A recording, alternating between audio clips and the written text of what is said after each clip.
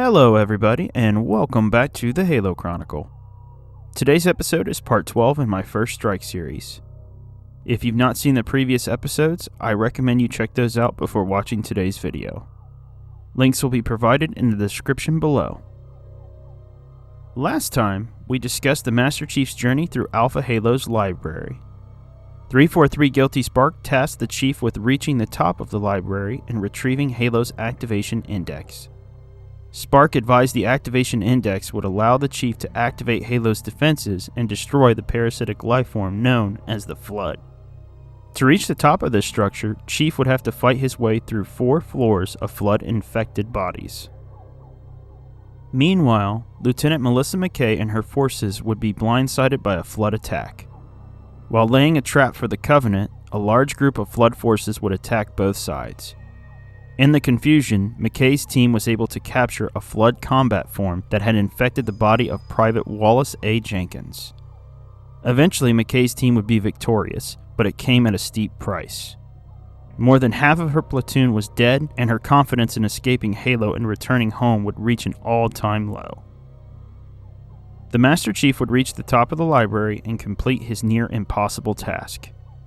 He retrieved the activation index and was teleported back to Halo's control room. He was then given instructions on how to activate Halo, but when he attempted to do so, Cortana would stop him. Cortana would advise the Chief that he was about to make a terrible mistake. Cortana advised the Chief that activating Halo would actually send a pulse through the galaxy that would wipe out all sentient life in order to deny the Flood the food it needed to survive. 343 Guilty Spark would confirm Halo's purpose. Cortana would remove Halo's activation codes from the index, and the Chief would retrieve her from Halo's command console. Spark would then become enraged and order his Sentinels to kill the Chief and retrieve Cortana. The Master Chief would not go quietly and fought off Spark's Sentinels. He and Cortana would escape Halo's control room and make their way back through the canyon whence they came. While attempting to flee from Spark, Cortana devised a plan. They would need to trigger a reactor overload of the Crash Pillar of Autumn's engines. This would allow them to detonate and destroy Halo. To do so, they would need the Captain's neural implant codes, but before they could search for the remains of the Captain, they would need to make sure Spark could not find other means to activate Halo. To stop Halo from firing, the Master Chief would journey through a series of canyons and overload Halo's energy relay stations. They would disable all 3 stations while battling through both the Flood and the Covenant. In the end, Chief successfully disabled Halo. After which, Cortana would tap into Halo's transportation grid and teleport the Chief to Captain Keyes' last known location. That completes last week's recap. Let's jump into today's chapter of this story. Zuka Zamami and Yayap would make landfall on a cliff above the wreckage of the UNSC ship, the Pillar of Autumn. Knowing that he failed in his 3rd attempt to kill the Master Chief, Zuka knew the Council would order his execution as soon as the Elite returned. This created a high level of desperation in Zuka. Yayap used this desperation to his advantage. Yayap proposed that they would find a dead Elite commander, and Zuka would assume the dead Elite's identity. With the Covenant's limited resources, they would be very unlikely to discover Zuka's true identity.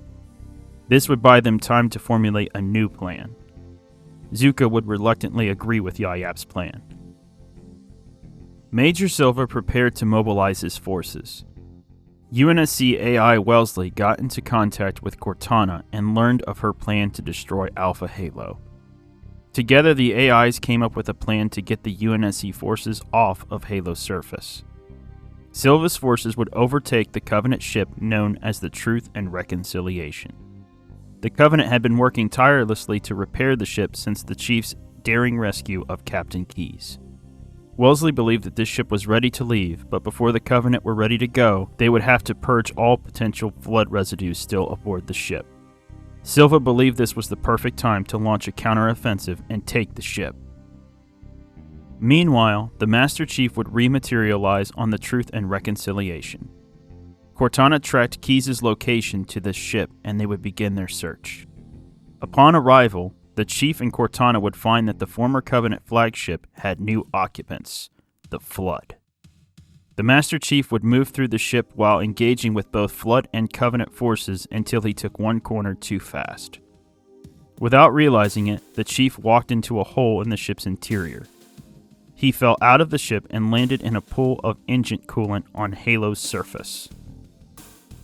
The Master Chief and Cortana would have to soldier through a canyon filled with both Flood and Covenant forces. Cortana would detect a Covenant gravity lift that would take them back into the ship. The Chief would fight his way to the lift and return to the ship. Finally, the Chief would reach what he assumed was the control room. In the center of the room, a large blob of Flood material called a proto-gravemind rested and pulsated. After examining the proto-gravemind, Chief would find the remains of Captain Keyes. The Chief would be forced to break open the Captain's skull and retrieve his neural implants. With the implants now in Chief's control, Cortana had what she needed to trigger a reactor overload. The two would travel to the ship's hangar and steal a Banshee. They would then make their way out of the Covenant ship and head for the crashed Pillar of Autumn. Shortly after the Master Chief's recovery of Captain Keyes' neural implants, Major Silva's forces would storm the Truth and Reconciliation. They would strike quickly and quietly. Before the Covenant could stop them, the UNSC forces assumed control of the Covenant vessel.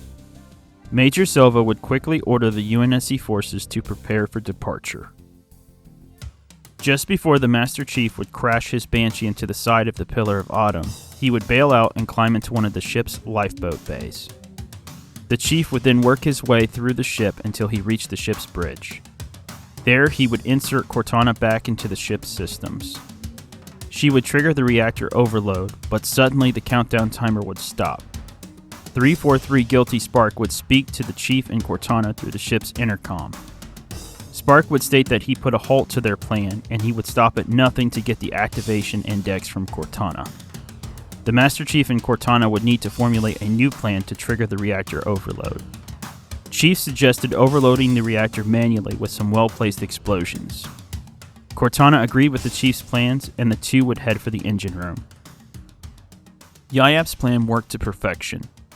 The disguised Izuka Zamami was welcomed with open arms by the Covenant fleet commander that had assumed control of the Pillar of Autumn's crash site. Zuka would even be given his own team to patrol the fallen ship. During their time on the ship, Zuka would become aware that the Master Chief had come aboard the fallen UNSC vessel. Zuka volunteered to hunt down and kill the Spartan. He would take Yayap to the ship's communications room. He ordered Yayap to feed him the Master Chief's coordinates once it became known exactly where he was on the ship. The Chief would reach the ship's engine room and be directed to 4 control stations. These control stations would remove the safety exhaust from the ship's reactor and give Chief access to set off the explosions necessary to overload the reactor.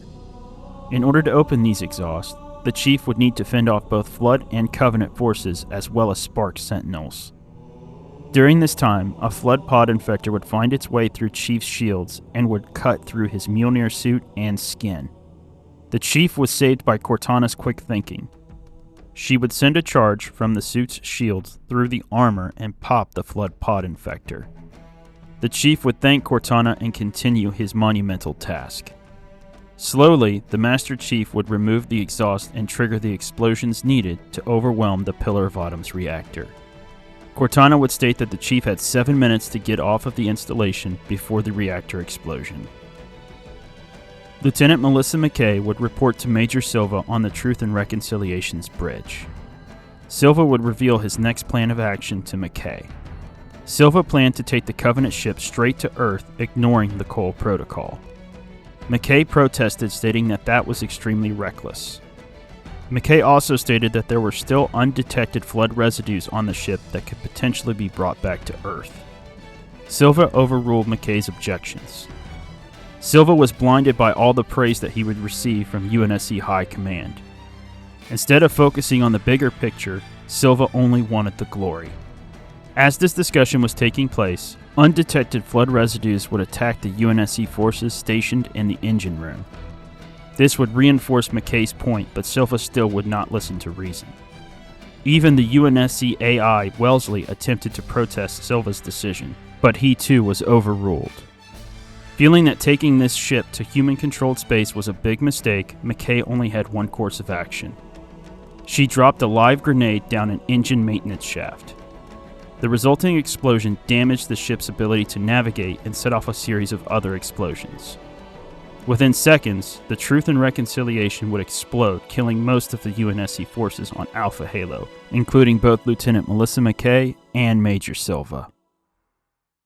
Yayap was able to confirm that the Spartan known as the Master Chief was in the ship's engine room, and he only had one way out. Yayap would feed the Chief's coordinates to Zuka Zamami as instructed. Yayap would then flee the ship. Zuka and his team would post up in an elevator at the top of the Pillar of Autumn's engine room. As Zuka planned, the Spartan would charge into the elevator, but just as Zuka began to engage the Spartan, Cortana would activate the ship's elevator and drop it out of firing range. The Chief would then roll 2 grenades down the elevator shaft. The resulting explosions would end the life of the vengeful elite known as Zuka Zamami. The Master Chief and Cortana would then take the elevator down to the Autumn's vehicle storage facility. There, the Chief would commandeer a Warthog and begin a frantic journey to get off of the Pillar of Autumn. The Chief would have to navigate tight corners, explosions, and both Flood and Covenant forces during this journey. Finally, the Chief would reach a landing platform. Cortana would contact Echo 419 and request immediate pickup. Before the UNSC Pelican could reach the Chief, it would be attacked by Covenant Banshees. The Pelican would miss the landing platform and crash somewhere below on the installation's surface. The Master Chief would be forced to continue navigating the tight quarters of the Pillar of Autumn. Cortana would detect that there was still one UNSC longsword fighter in the docking bay. The Chief would immediately turn and make a beeline for the docking bay. With very little time to spare, Chief would plow into some barrels that blocked his path to the longsword. He would exit the vehicle and race to the ship. While attempting to make his escape, Chief would be attacked by Flood forces, but he would continue to push his way to the ship. Finally, the Chief would reach the longsword and immediately jump into the pilot seat. Both Chief and Cortana would gun it out of the docking bay into Halo's atmosphere. Just as the ship escaped Halo's orbit, a massive explosion would crack the large ring-shaped installation and break it into pieces. After narrowly escaping Halo's demise, Cortana and the Chief would power down the longsword's engines and recount the events that had just transpired. The Chief would boldly state that this adventure was just getting started.